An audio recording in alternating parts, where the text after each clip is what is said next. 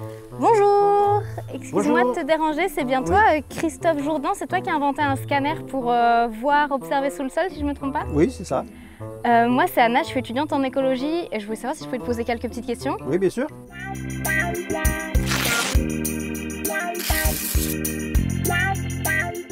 Donc j'avais entendu parler de ce fameux scanner, j'ai fait quelques petites recherches, mais je voulais savoir si tu pouvais m'en parler un petit peu plus, me donner des détails sur son fonctionnement, qu'est-ce que c'est? Alors, c'est tout simple, c'est un scanner du commerce, un scanner optique de Ok. bureau qu'on a transformé, qu'on a rendu étanche et qu'on a inséré dans le sol. Mhm. Et le fait qu'il soit dans le sol permet d'observer à l'interface entre le sol et la vitre tout ce qui se passe, Ok. toute la vie dans le sol.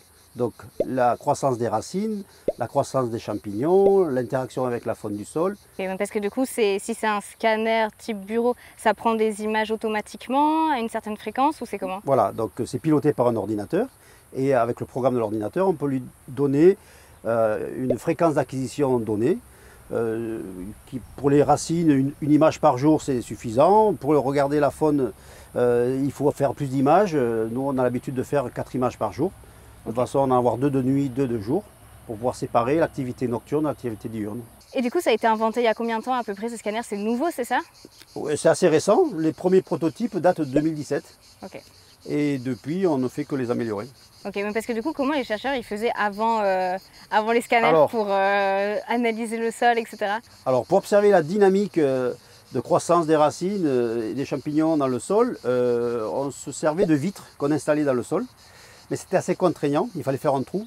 Il fallait qu'il soit assez grand pour pouvoir y rentrer, pour pouvoir observer, soit prendre des photos, soit dessiner sur la vitre, soit plaquer un scanner, mais avec des problèmes de mise au point. Il a été inventé aussi des tubes transparents qu'on installait dans le sol avec une tarière, donc on modifiait les conditions de sol.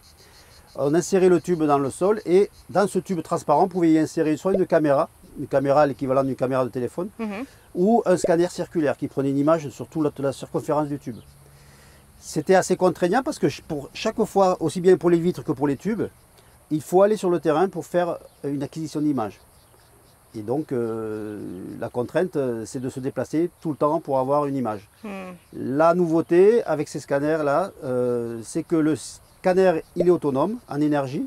Il a un ordinateur, il a un programme qui lui demande de prendre des images à des heures fixes, à la fréquence que l'on veut en fait. Et on n'a pas besoin de venir sur le terrain pour avoir ces images. Et c'est ce que vous faites ici, sur ce terrain-là? C'est ce qu'on fait ici. D'ailleurs, j'ai ma doctorante qui doit être dans la fosse, qui est en train de récupérer les images. On pourrait aller la voir. Oh bah carrément, si c'est possible. Allons-y. Trop bien, merci.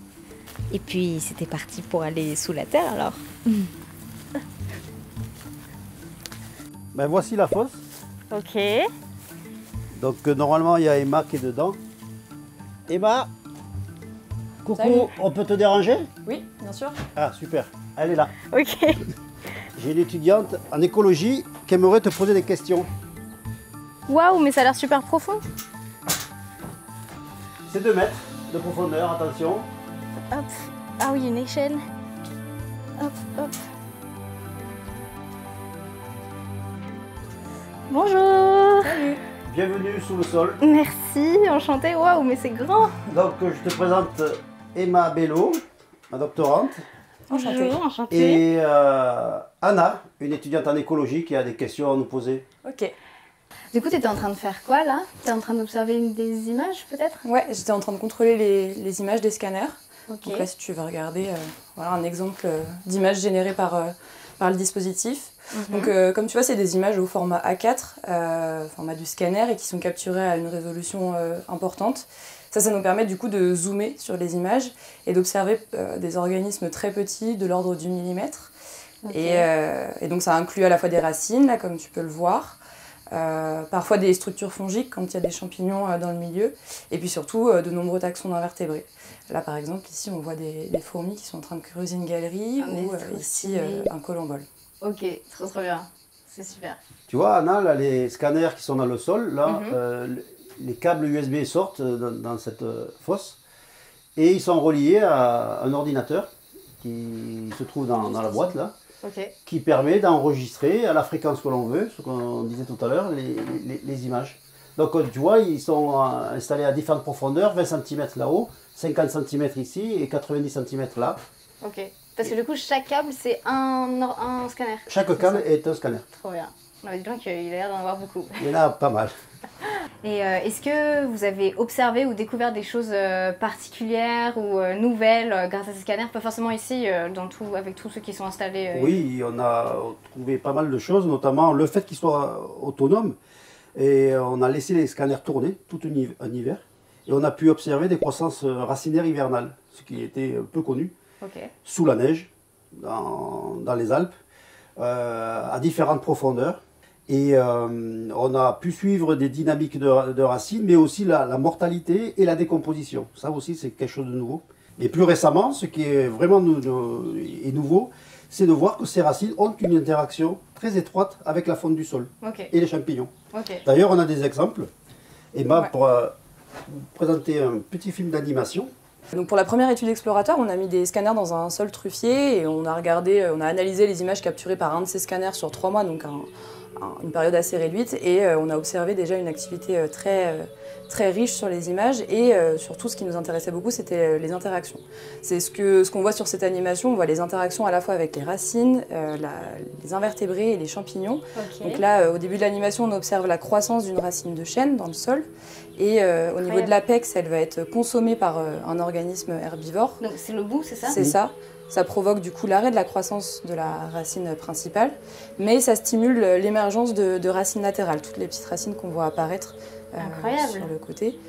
Et ces racines, elles présentent un intérêt particulier parce qu'elles sont caractérisées par un diamètre fin, une croissance lente, et c'est celles-ci qui vont être préférentiellement colonisées par les champignons. Et pour former ensuite les mycorhizes, donc c'est ce qu'on voit apparaître ici, c'est la structure blanchâtre au niveau des racines. C'est la surface d'échange entre le champignon et la racine, avec donc échange de ressources nutritives. Et c'est à partir de ces structures-là qu'on va avoir la production de truffes. Donc dans le cas de la truffière, ça présentait un intérêt tout particulier. Très bien. Et est-ce que, donc ici on est dans un terrain expérimental, qu'est-ce que vous faites ici avec les scanners? C'est quoi que vous cherchez à montrer ou... Alors ici, on est dans un système agroforestier où on associe des arbres avec des cultures, des céréales et de légumineuses. Mais je pense que le mieux, c'est de sortir et de voir un peu ce qu'on veut chercher.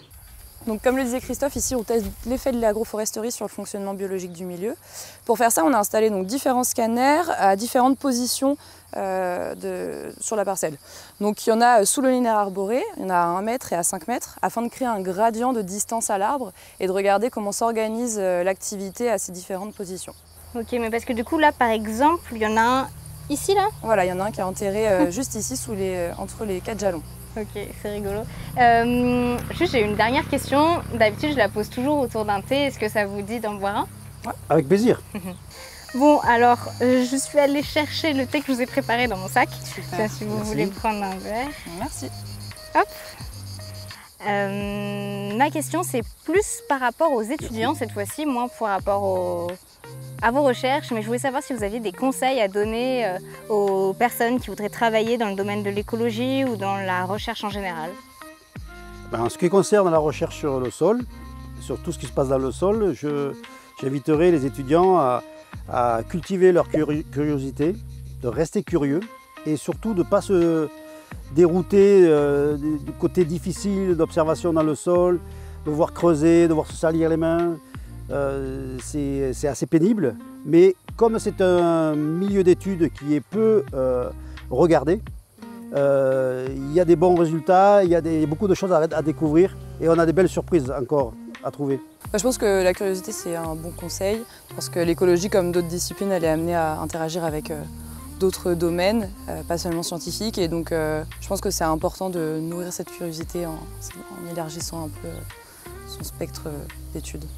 Merci beaucoup pour tous ces conseils et aussi pour tout ce que vous m'avez appris. C'était super chouette et j'espère que vous allez trouver encore plein de belles choses dans le sol avec les interactions entre faune et flore.